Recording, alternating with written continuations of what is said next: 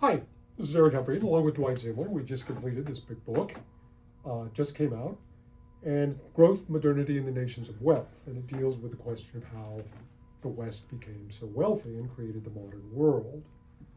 In this chapter, the past is not past, introducing the horizontal world. What I want to do is I want to take this graph, and as promised, it's going to form the framework of the entire book.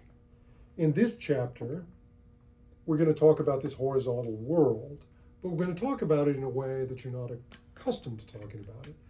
That is a world that grows out of purely an economic constraint.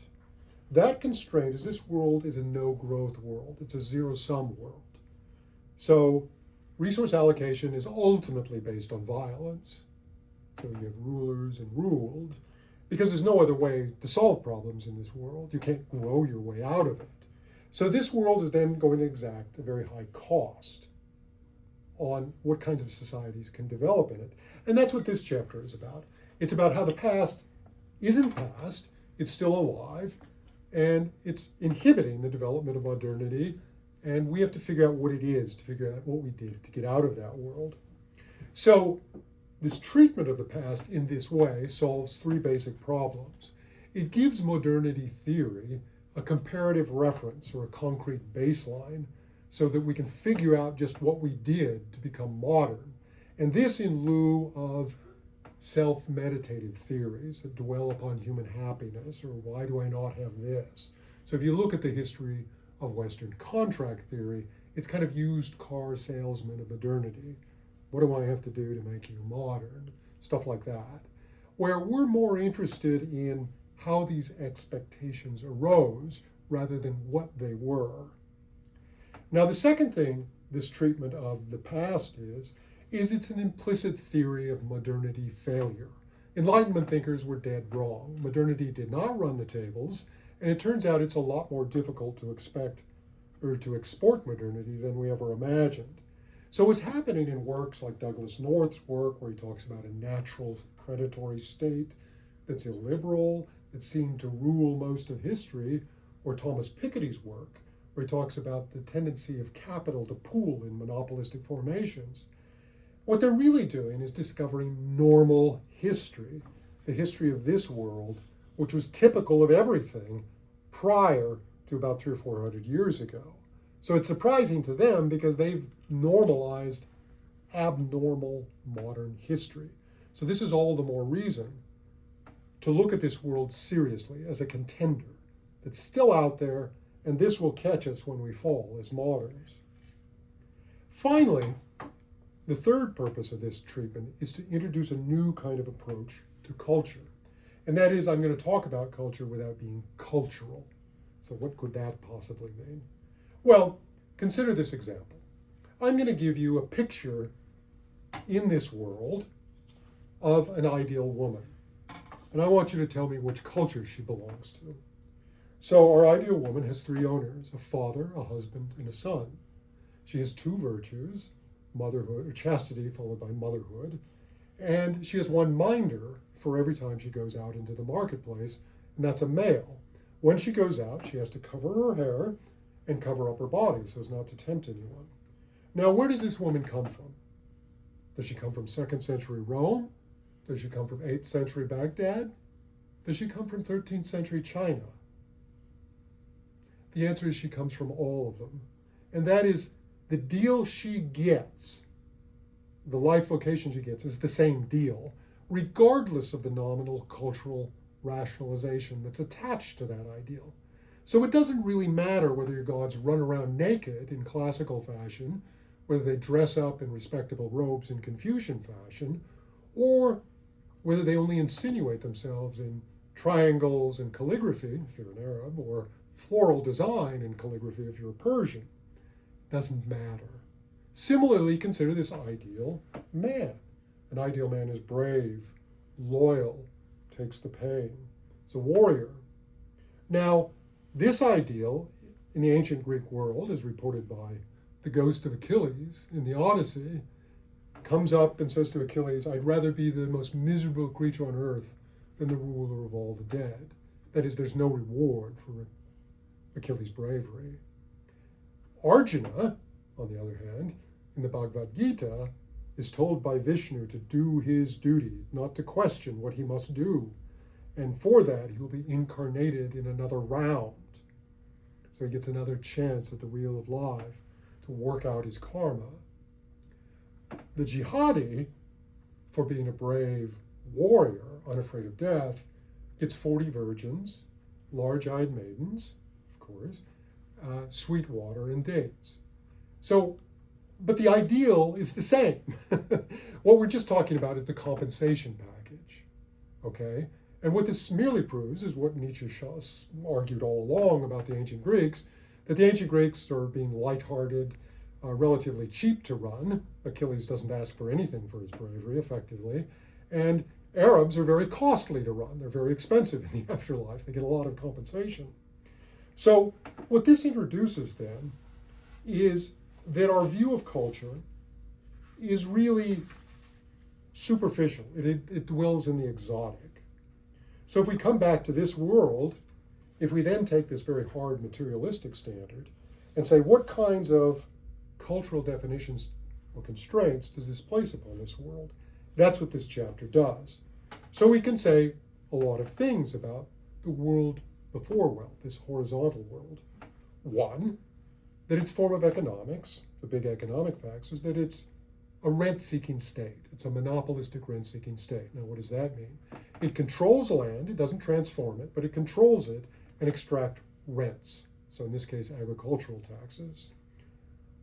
That's how it earns its money.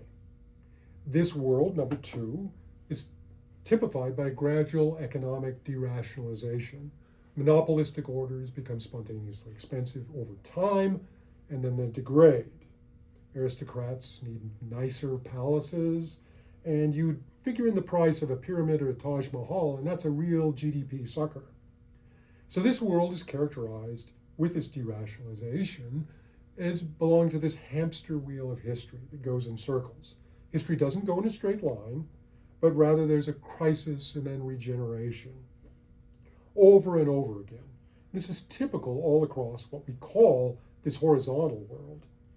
Here, number four, there's a social de-objectification of wealth. Wealth is what leprechauns bury or dragons put in the back of their cave. It's not something you go out and invest. So in this world, aristocrats over-declare their value by increasing their taxes, and peasants under-declare their value by loafing in all kinds of peasant holidays. Now, this economic world then spins off into a political world that complements it. That political world is that if you want to be rich in this world where you can't grow, the only way to become rich is to become a big, extensive state. You have to expand your sphere of control to extract greater rents. So we've now seen the genesis of the extensive state, the imperial state, as history's first type of rich state. This state presupposes, number two, what we call the Lego block theory of state formation, that you just snap on desperate provinces to create a larger state. And states have no natural shape. They can be anywhere. They don't even need to be attached, because all you're doing is attaching economically homogeneous farmers together, and it doesn't matter whether they're ethnically heterogeneous. So you get empires or just these melanges of different kinds of people. This could only work if, number three in the book, you have this low participation society. That is, people are not well integrated into the state, they're more or less on autopilot. The imperial system works on order farming. It just contracts out to big men who take care of their own fiefdoms. This then creates, number four, characteristic that this is the single employer, one-trick state. There's only one good job in this world, this horizontal world, and that's being an aristocrat. You are the one who gains the rents.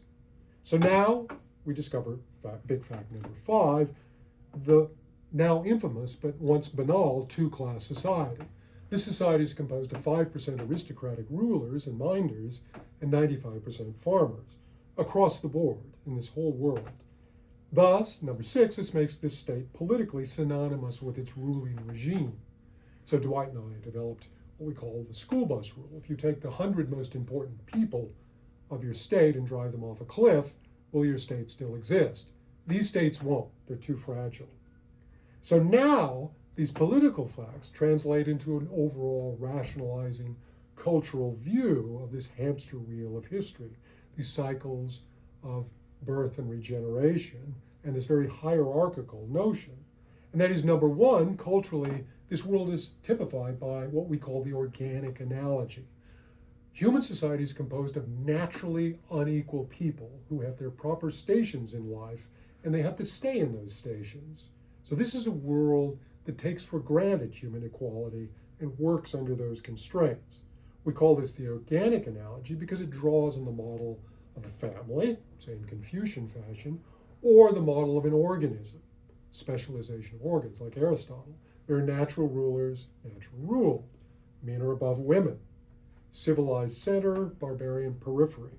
These are orders according to God or nature. And two, the other characteristic of this world is what we call the intellectual captivity. So what's happening to all those great ideas in the mind? Well, they're not going out into the world, but rather they're relegated to kind of intellectual self-finishing, where you do a separate deal with the great mystery and you leave the masses be and try not to disturb them. Because there's no place to put them anyway. You can't get out of this world, so any kind of reallocation of resources is going to be violent and disruptive. So this world is meant to be conservative. So that's why we call it the intellectual captivity. So if you asked Plato what good is knowledge that you're thinking about in your academy, he'd just look at you like you're an idiot. It's good in itself. So what we then created from this world is a robust trans-historical, trans-cultural framework. We call this the basic framework. And it is this basic framework that's a result of purely economic definitions that will become the opponent of modernity. It is this basic framework that we have to beat and figure out how we got out of it. This is our true reference point, not our sense of sadness or diminished expectations. That's why we spend this time developing the basic framework. And that will form then the basis of how we define modernity. So what you can see from this is we've created an opponent. So this world is, as Faulkner would say, this past is not past. It's not even over. It's still out there. It's in us and it's in the rest of the world. That's why modernity has been having a difficult time running the tables. In the next chapter, we'll talk about defining modernity in purely economic terms. Thanks.